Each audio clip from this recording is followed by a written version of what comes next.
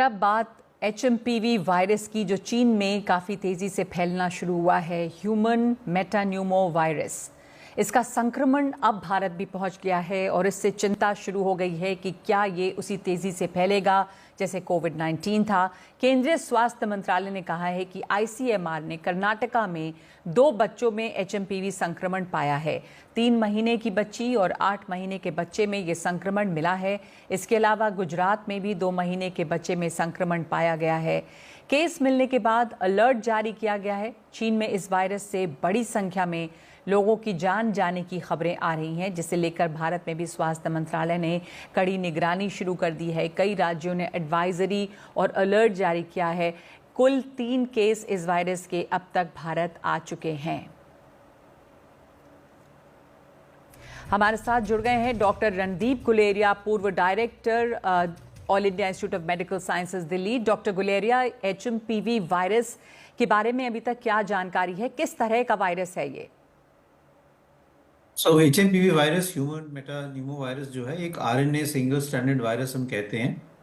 ये जो 2001 में इस नीदरलैंड में ये पाया गया था, इसका हुआ था। और जो रेट्रोस्पेक्टिव स्टडीज हैं उसमें से ऐसा लगता है कि वायरस ह्यूमंस में ऑलमोस्ट 50 साल से सर्कुलेट कर रहा है।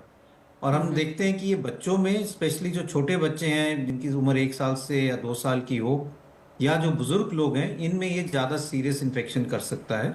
जी। और दूसरा ये कि ये जो वायरस है, ये सर्दियों के मौसम में, जब इस मौसम में जब ठंड ज़्यादा होती है, तो और वायरसेस की तरह ये वायरस भी जल्दी से एक व्यक्ति से दूसरे व्यक्ति में फैल जाता है। डॉक्टर गुलेरिया, चीन में ये वायरस अभी फैलना शुरू हुआ है, तो ऐसा लग रहा था लोगों को कि अब कोई नया वायरस आ गया, जैसे कोविड-19 की शुरुआत हुई थी। आप कह रहे हैं कि वायरस है एग्जिस्टिंग, तो इसके खिलाफ इम्यूनिटी भी होगी, और कितना घातक है ये? तो ये वायरस जो है, नॉर्मल एडल्ट्स में जिनकी इम्यूनिटी ठीक है, माइल्ड इन्फेक्शन करता है, जुकाम, नज़ला, बुखार, बॉडी एक्स, गले में खराश और खांसी कर सकता है। लेकिन छोटे बच्चे जो हैं, इनमें या बुजुर्ग लोगों में ये लंग्स में चले जाता है, जिसके कारण सांस की नाली में बच्चों में सोजिश कर देता है, जिसको हम ब्रोंकियोलाइटिस कहते हैं।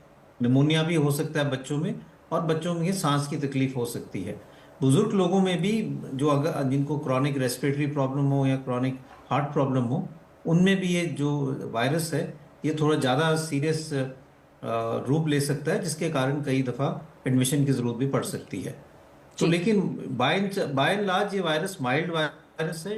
हमें चीन से और डेटा चाहिए कि अब जो उनको आउटब्रेक हो रहा है, ये उसी वायरस का है या इसमें कोई चेंज आया है, वो जानना ज़रूरी है। और हमारे अपने देश में हमें ज़्यादा सतर्क रहने की ज़रूरत है, सर्वेलेंस करने की ज़रूरत है, और सबको